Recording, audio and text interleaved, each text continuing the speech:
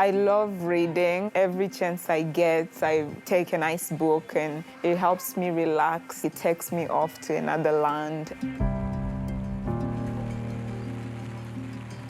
Ukuvuga ngo nk'umukristo ndabanza nkabyuka nkasenga nkaza mu kazi nkorganiza akazi kanjye kuva nkagezemo kugeza ntashye. One time I had my hairdresser come to my house and she found me washing one of my shirts that were stained. And then she was shocked. She was like, "Whoa, Claudine, I didn't know you could wash clothes."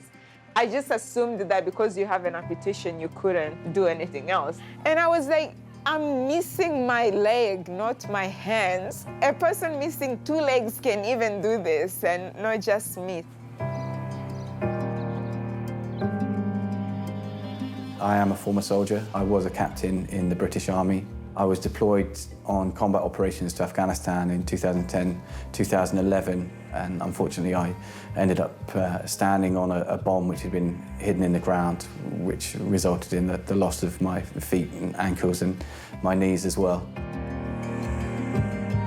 I was 12 years old when I lost my leg. They came and told me that I had cancer and they would have to amputate my leg the next day. And that was a huge shock for me. It was really hard to accept. And so the next day, after being in the hospital for like 10 minutes, they rushed me to the operation room and they performed my amputation. And the whole thing I felt like the whole thing just happened so quickly. And by the time I woke up from the anesthesia, everything was a whole shock.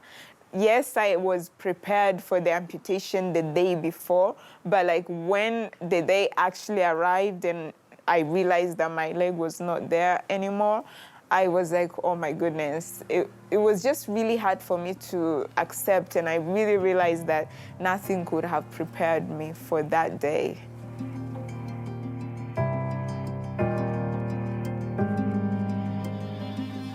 Kugira ngo ngire ubumuga nakoze impanuka ya moto tugongana n'imodoka. Ubwo twari turi kuri moto duhekanye duhura n'imodoka yirukanka cyane iraza iratugonga. Kimara kutugonga batujyanye mu bitaro bya CHUK. Ukuguru kwanjye kwari kwashenjaguritse cyane kwangiritse nuko kwavunitse. Uko nguko bagerageza kukuvura biranga badesita kuba bagukuraho. Nk'umuntu wari ufite imyaka 15 kumwe ngo bagiye kunca akaguru, numvise ari ibintu bindenze, nkumva ari isi ndangiriyeho, nkibaza niba nkiri umuntu cyangwa se bese ndibaza ubuzima buzabaho nyuma yuko umaze gucika akaguru, nkumva ni ibintu bingoye cyane kubyakira. Right after I lost my leg, I was in the hospital, and the care I was receiving was really just for my stitches to heal. And then after they healed, I went back home and I was with my family and friends. And for me, that was sort of my rehabilitation right after my amputation, because it felt nice to have my family around who treated me the same, even though you could see that they were also saddened by what had happened to me. And of course, it was a shock to them as it was for me. So we kind of processed it together.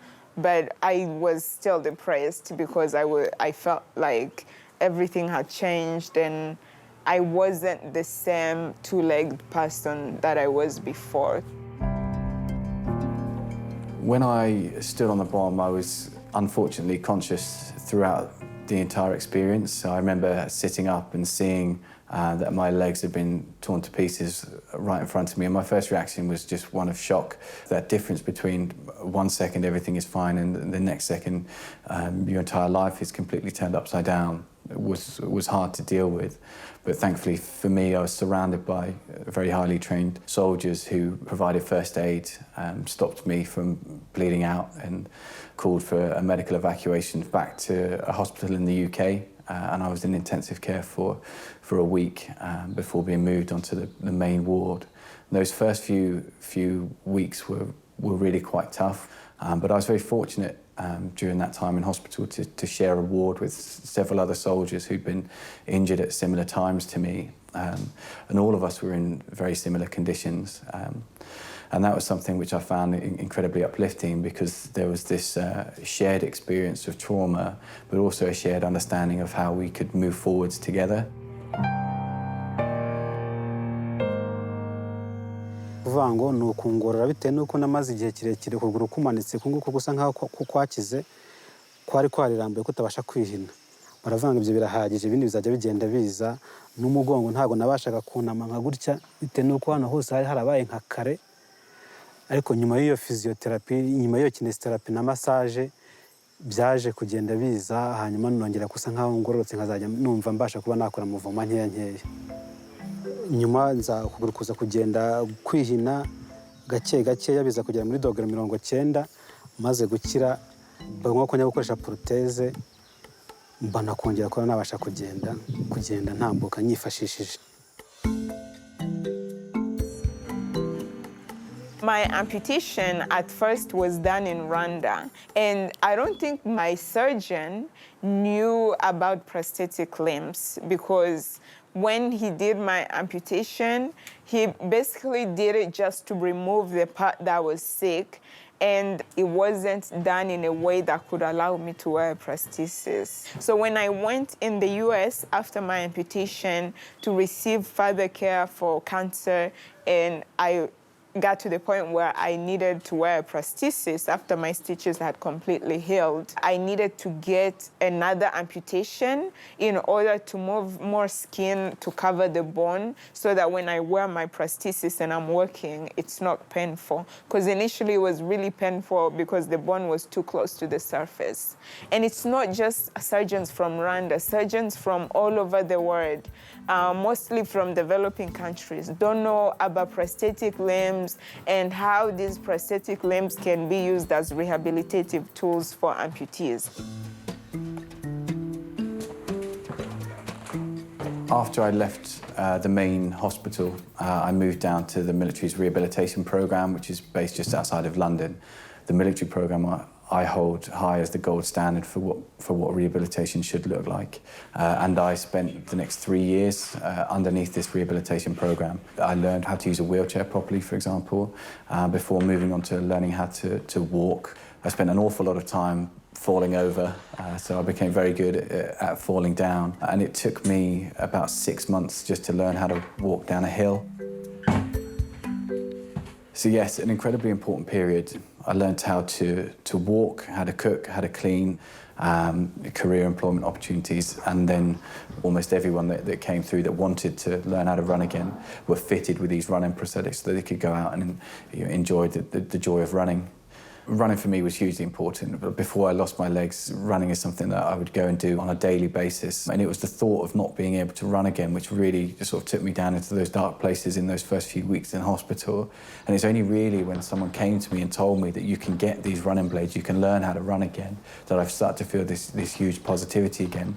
And from that point on, so we're talking 3-4 weeks into having lost my legs, I had that running as a focus, as something that I would go to. In the UK, in my experience, someone is either in rehabilitation or rehabilitated. So that implies that there's a finite time period for that rehabilitation. So you reach a certain milestone and that's it. You're done, you're out of the process. But what we're finding with our amputees in the UK, particularly from the military, is that the further in time they go from their end date of rehabilitation, the worse their walking becomes, the worse their strength becomes, the worse their muscle capacity becomes, because they haven't got this regular interaction with a healthcare professional. So what we're suggesting and recommending is that rehabilitation as an amputee is seen as a whole lifetime event. So there should be elements of your daily routine which is specifically focused on maintaining specific strength, maintaining flexibility, maintaining knowledge about how to use the prosthetics, so that your ability to take advantage of those prosthetics progresses as far into your future as possible.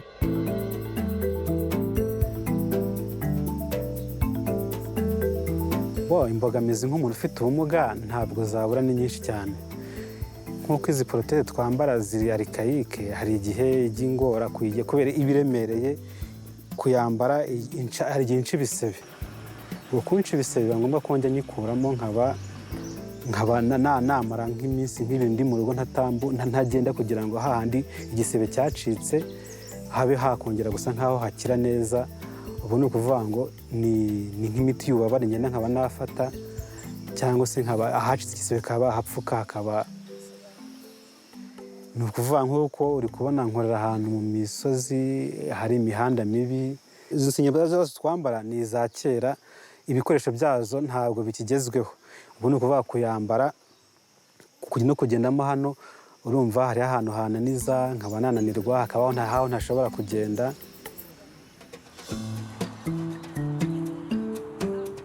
After I was discharged from the military, I then entered into the National Health Services, which meant that I was eligible for access to outpatient appointments only. So I would constantly encounter maybe 2 to 3 week delays in my ability to access clinical care, which meant that there were often delays to my progress either as an athlete or in my work and professional life. So if there was a problem with my limbs, for example, there'd be a delay in having that resolved and then progressing in my normal life. Hi, Claudine. Hi, how are you? One thing that all of us amputees go through is the part where you feel your leg even though it's not there. So the prosthetic leg I use is sort of like my rehabilitative tool that helps me through every day and through that phantom pain. Because when you wear a prosthesis every day, it tricks your mind to think that you still have the leg, and then you kind of don't feel the pain anymore. I wear a prosthesis. I've already learned to work on it. So I've gone through the whole physical therapy that goes with this kind of technology. And right now, the only thing I get is like going to my prosthetist for checkup, or if like my foot is not aligned well, if my knee has a problem, he will fix it. Those adjustments that every amputee who uses a prosthesis goes through.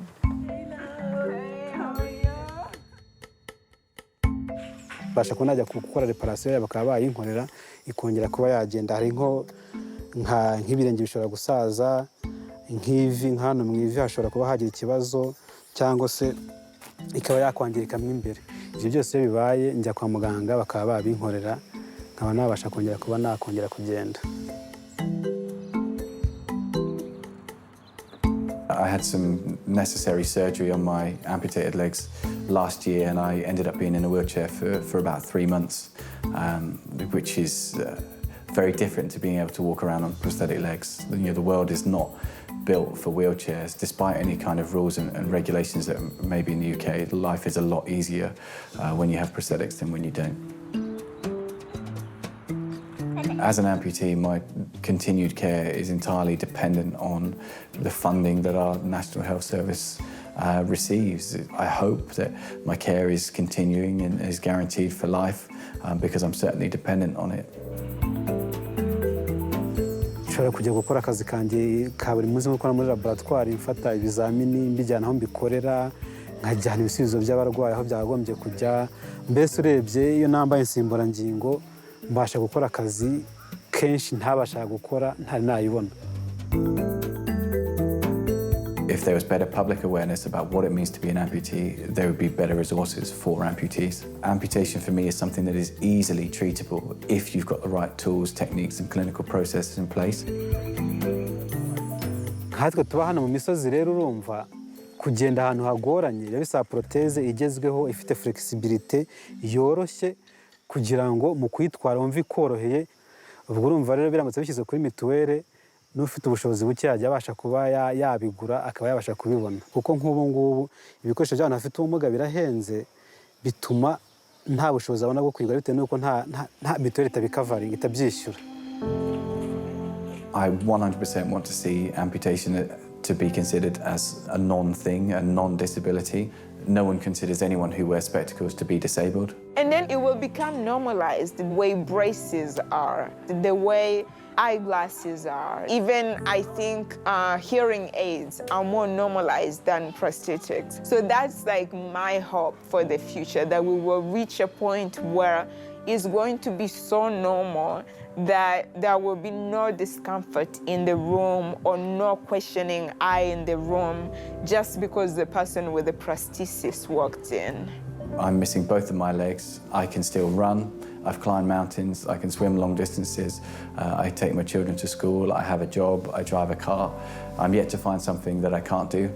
When I became an amputee, at first, there were so many things I couldn't do. But once I got a prosthetic leg, I would say I'm very healthy. I can walk to my friend's house, to the market. So many things that people may take for granted that I can do, and I am grateful for every day.